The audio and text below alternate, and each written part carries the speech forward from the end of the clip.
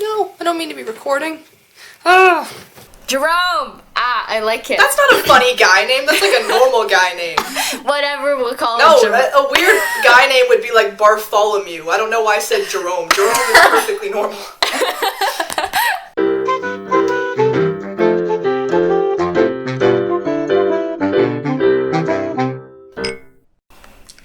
Hello, and welcome back to Chai Chatter Home Edition. On today's menu, we will be having story time with a side of various warm beverages. What do you ladies have today? Earl Grey. Very nice. What about you, Chantal? Oh, what's it called? It's something like Tulsi Temptations, maybe? It's one of the David's Tea ones. Oh, very nice. Tulsi Temptations. I just have plain old chamomile with some almond milk splashed in.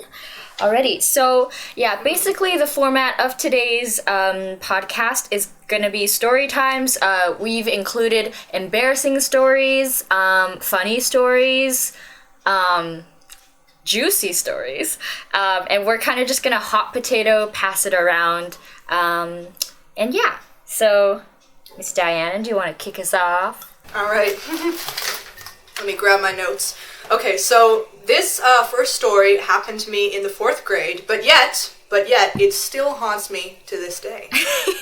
Oh no. So, basically I was in class, and I and a bunch of students were just like talking, you know, goofing off, not really listening. And the teacher was trying to get us to quiet down, so she's just kind of like, guys, quiet down, come on.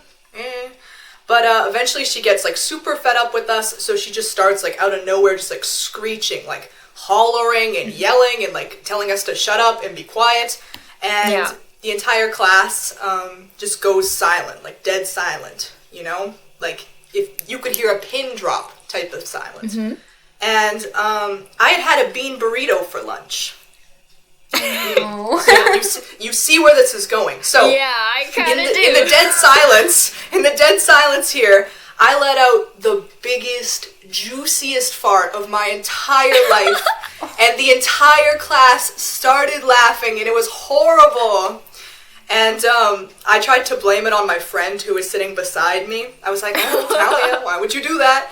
But like, of course, everyone knew it was me. Everyone was laughing at me, and just some days I just think about that, and you know, I'll never recover from that day. And I haven't had a bean burrito for lunch since. Honestly, a bean burrito is like a bombshell for gastrointestinal, you know. Like, it's a risky move.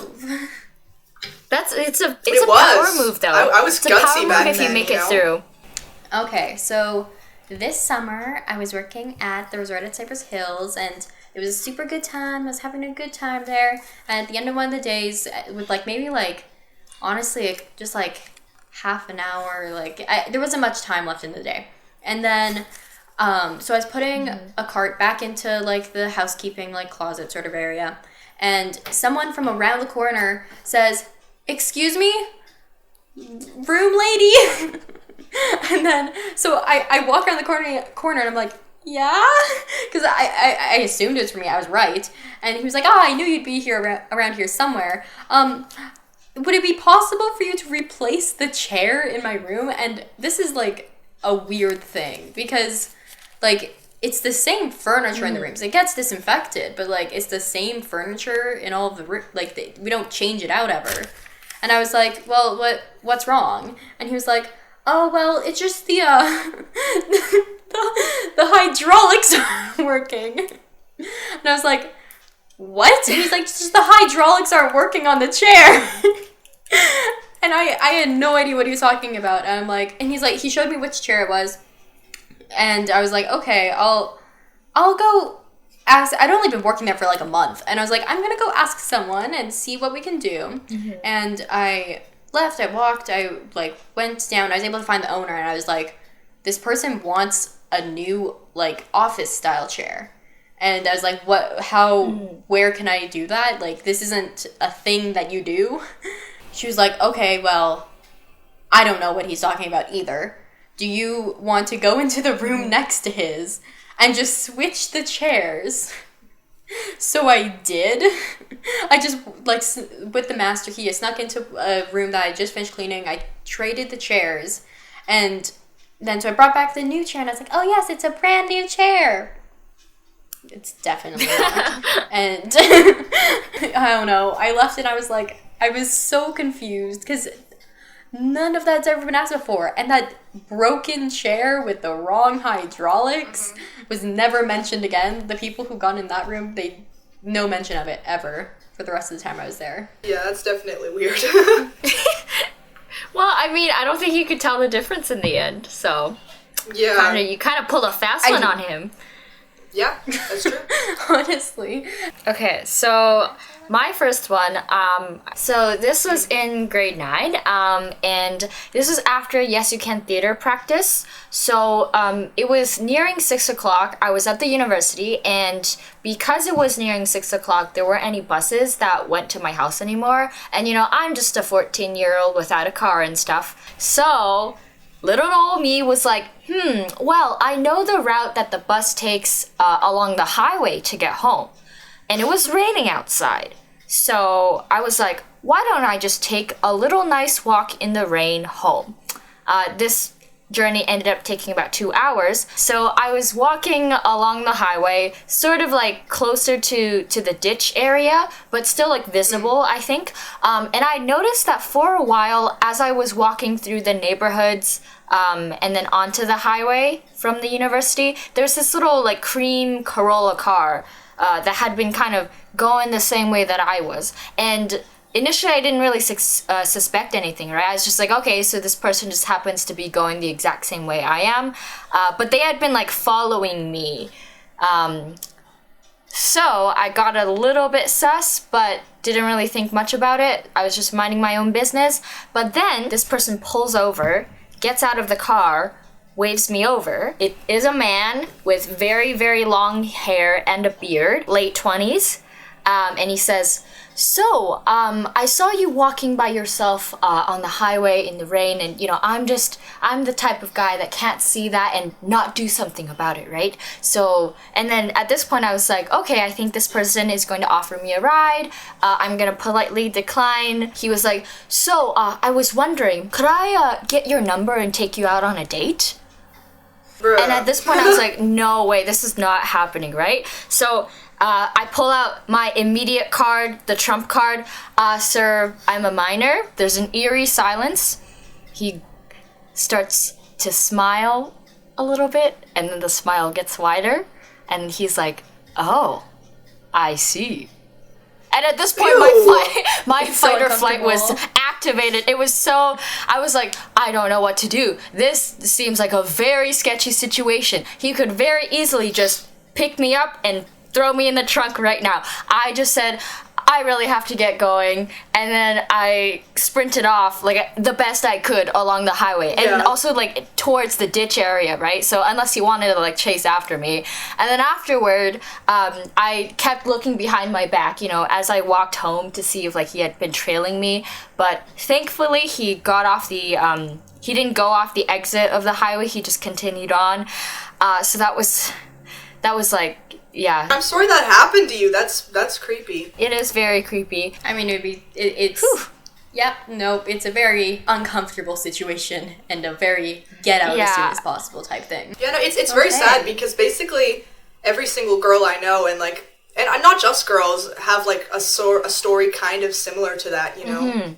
Or they've been approached or looked at, or someone creepy said something to them. It's just like, I remember being catcalled when I was in grade 8. Like, excuse me? And it was by someone who was in a car. That is... Oh, yeah, that's the worst, because they can do that and just drive off, you know? You never see their face. It's a pussy move. Yep. That's what I say. So, in this next story, this one includes both Glenda and I, and we were working tirelessly on this project that involved us going to public places and asking people questions and recording it.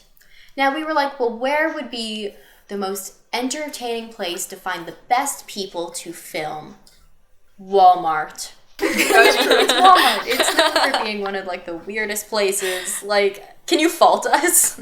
Yeah. Well, this is the story of how we got kicked out of Walmart. We were supposed to just be filming these people. We just walked away from someone we were filming. We'd already been like posing with the idea of asking like an employee and like seeing like, like hopefully find someone who'd be nice about it. Except then we got stopped by a security guard who was very mean, first of all, very intimidating. I guess Yeah, good he at the was job quite in mean that about case. it. Yeah. Like, no politeness anywhere to be found. You need to delete all this footage. You could go to jail, blah, blah, blah. And he was just like... Oh, yeah. It was like, I got very scared. It wasn't the part about being kicked out. It was the deleting the footage part that I was like... Yeah. Bro, do you know, like, how much work we already put into this? We ended up using the footage anyways because we're rebels. And it was only for a project, so it wasn't being, like, used for anything. It was for a school Just project. wait till Walmart sees this. It was like... The police will be at your doors, bruh, for filming in Walmart. Actually, yeah. It was... And I remember we sat, like... afterward and like deliberate or kind of absorbed it for a while and decided how we felt about it. I was having issues with that. I wanted to do the morally correct option because I'm like that, but also I knew that would end up making us not be able to get the project done in time. Yeah, but is there a morally correct option here? Like, what's gonna happen if you film in Walmart? Like, is someone, like, who's gonna die? You know what I'm saying? Yeah. Like, That's true. I remember having this conversation because Chantal is a lot more, like, probably, like, morally centered than I am. And she likes to be a law-abiding citizen. Whereas I, sometimes that comes into question. But in the end, slowly, I was like, yeah, whatever. Like, over time, I think we forgot. Exactly. And over time, we forgot about the initial, like, embarrassment of being confronted by, like, that burly security man. And so we suddenly, like, forgot about our fear and just, yeah. Because that was fun, though. Is that security guy gonna see the footage? No. He, like... Yeah. No, he ain't. Mm-mm. So, my second story. Speaking of people, like, watching the podcast, this one is very juicy. This is the 5 times throughout high school I have asked somebody out / told somebody they were cute. To keep, like, identities kind of anonymous and also like the details not too close to home, I think I'm gonna come up with like names to refer to these people. Like, and I'm sure you guys know like about most of these, but Diana doesn't know about the most recent one, and it's so funny.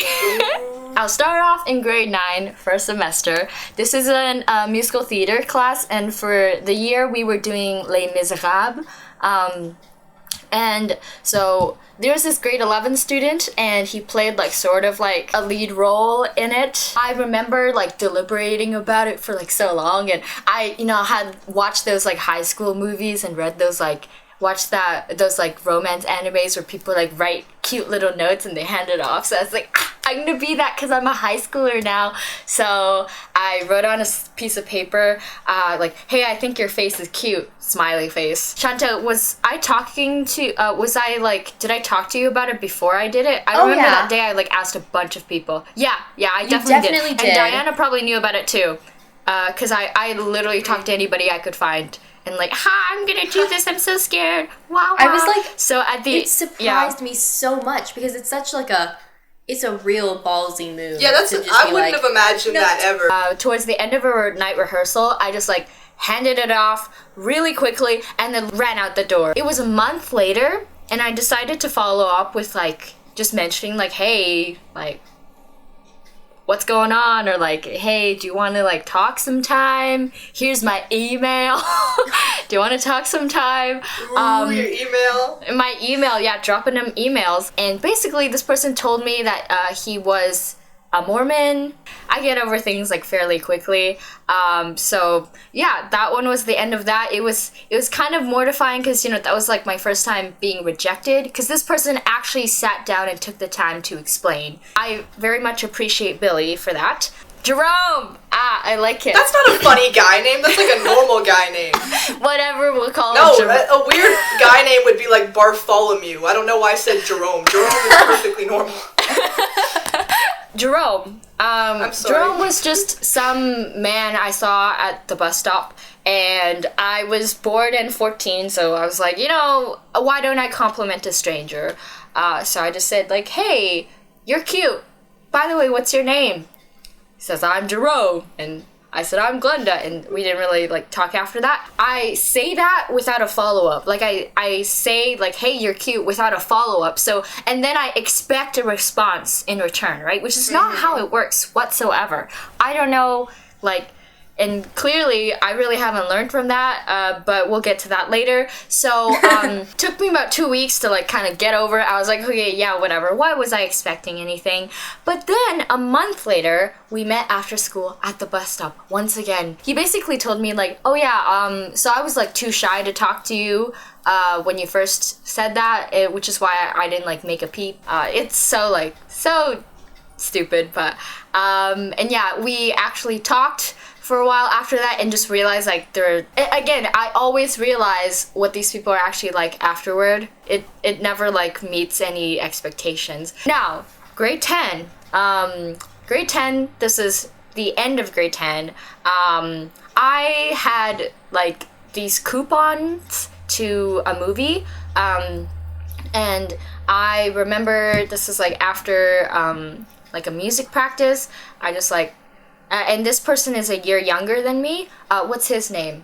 Bartholomew. So I just was like, hey, do you want to, like, catch a movie sometime? Like, out of the blue. It was, like, literally 6 a.m. in the morning. He, like, took too long to respond. So I just, like, ran away as well. That one didn't really take me too long to get over, though, because, again, I was like, yeah, I'm just repeating the same mistakes. This one was this year. Like, towards the beginning, so it was a while ago. You two know about this person. Stevie, sure. Stevie. Okay, Stevie.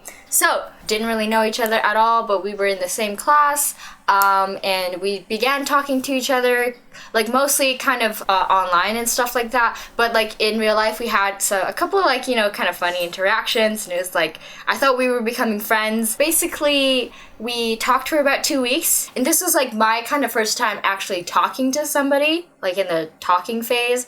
I don't know, like, how Stevie felt about it, but, like, for me, it was very, like, cool and exciting.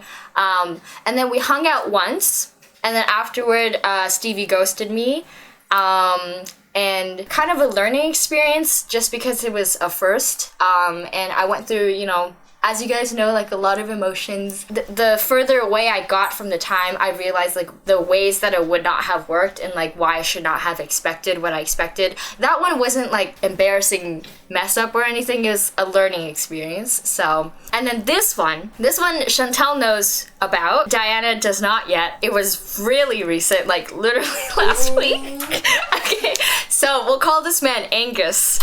Because... Angus, because this is not... Okay, so I was bored, and I was like, why don't I, like, compliment somebody and see where it goes? I did not know Angus whatsoever. I have no clue about him, and also because of the separate cohort system, I never had to see his face. That was low risk. So I just hit him up with, like, the, hey, you're cute, whatever, like, we should talk. No response for, like, 2 days, right? So I followed it up with, like, hey, you can, like, reject me, but just don't leave me hanging. 'Cause right after I sent the second follow-up message, one person said, Angus's personality is like if you took a white canvas and painted an eggshell. And, that's so mean, but that's so good. Another person... It is very, yeah, it is, like, quite... That's a crafty insult. So I was like, I don't regret the first message, I regret the follow-up, because, like, I should have just left it there. Another person said that he had very, like, controversial opinions, and was kind of, like, a bit argumentative. Like, I can't even say I have bad taste, because I don't even get to know these people. I just have terrible instincts, like, I just happen to pick out people that are...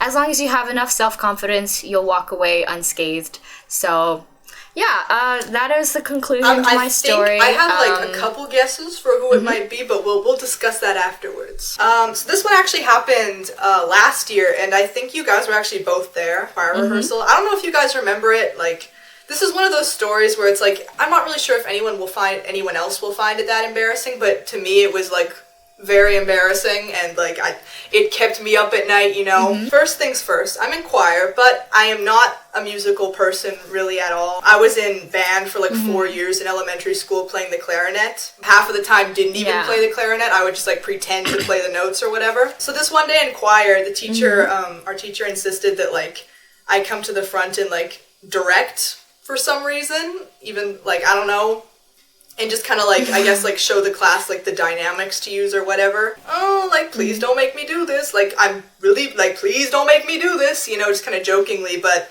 no, she was like, no, you have to do it. So I was like, okay, well, go into the front.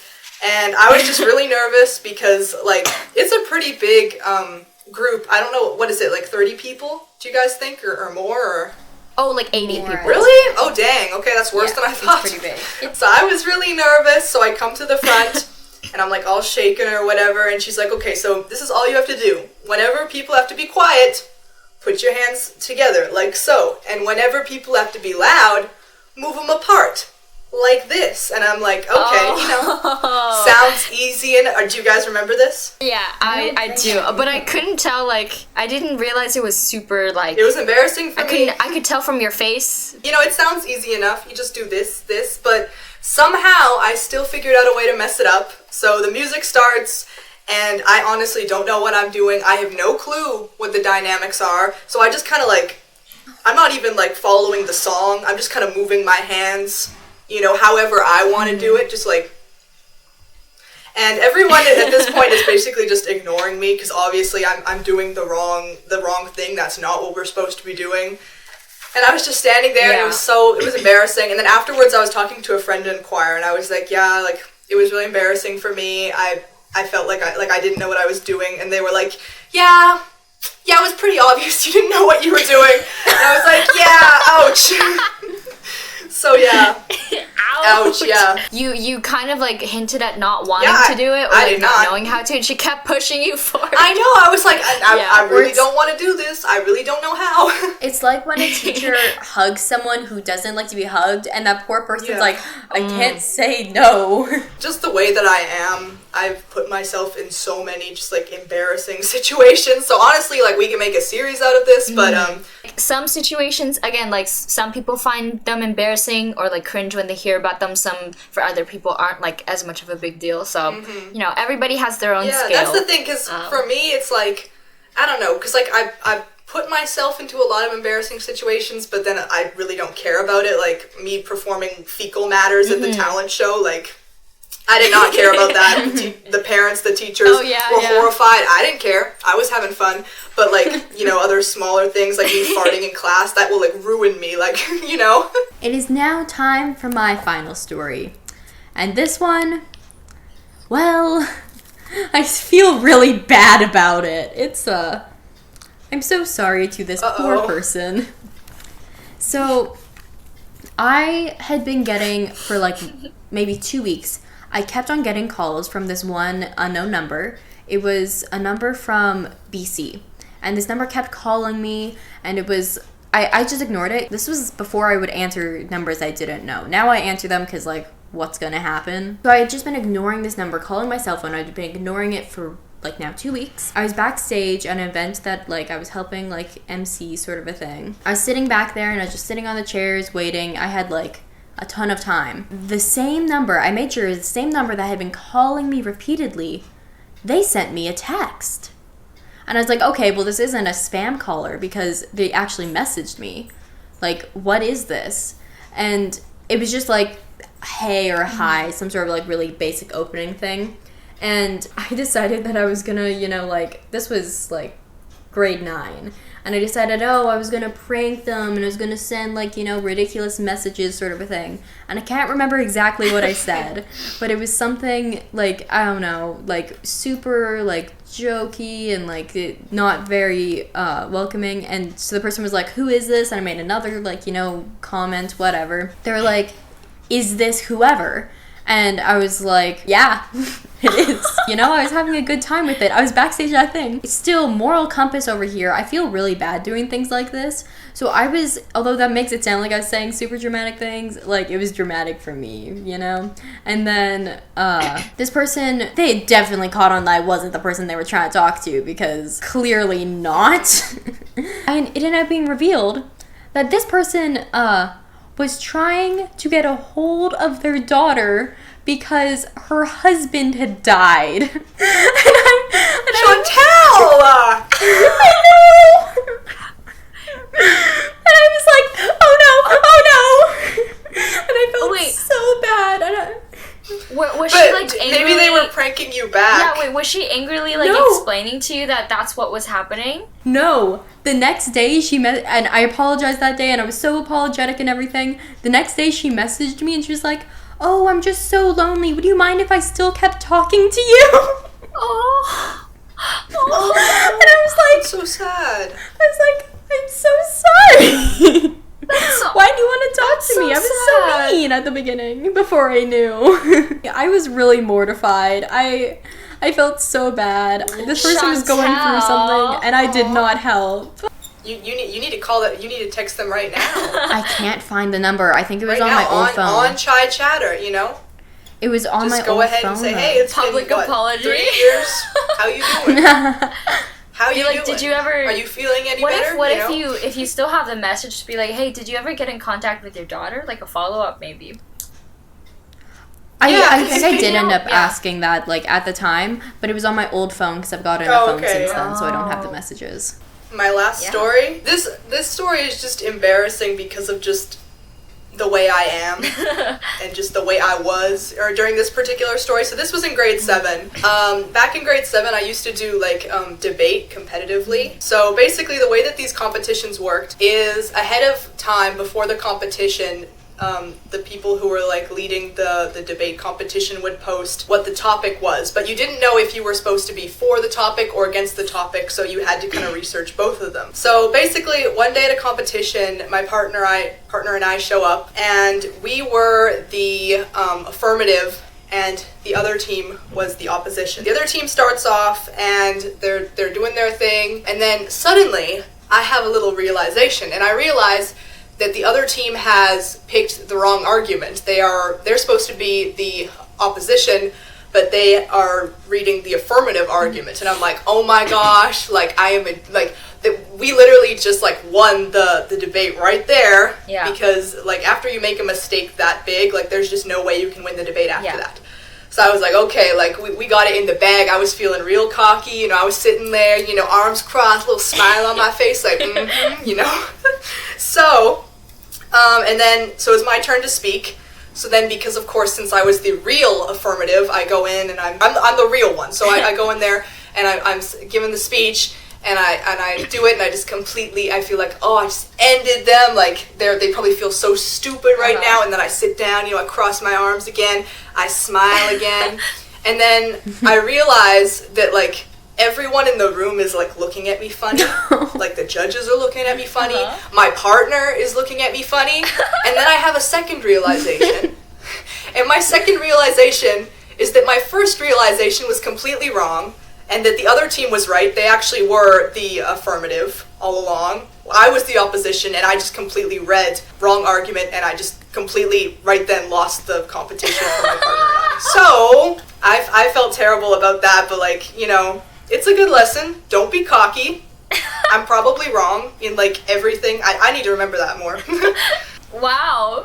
That has to be like, especially with your partner though. Like your partner is probably the entire time just like ready to but I felt so bad. No, probably. And the thing is, it was like it was a debate, you know, like you prepare for it ahead of time. We had like weeks where we would like meet and like research and write and like wait, my God. But then how did you mistake like with your partner? How did you guys not clear the position you were on? No, so basically what happened is the second you get in the debate room and right as the debate is starting, the people who are like moderating the debate, the judges will tell you right then which side you're on. And for some reason, in my little stupid, tiny, warped mind, I mixed them up. Mm-hmm. I can picture Diana sitting there with a little smile on her face, her arms crossed. Yeah, a little smile. Cocky. No. Yeah, I know. Now we can decide who's a worse person, me or Chantal, for our stories, where we were terrible to other people. Thank you all for watching Chai Chatter and joining us while we get deep while the tea steeps. We'll see you next time, and make sure that you like, comment, subscribe, and do all that other wonderful stuff. If you have any suggestions, make sure you write it below and let us know. Thanks. Cheers.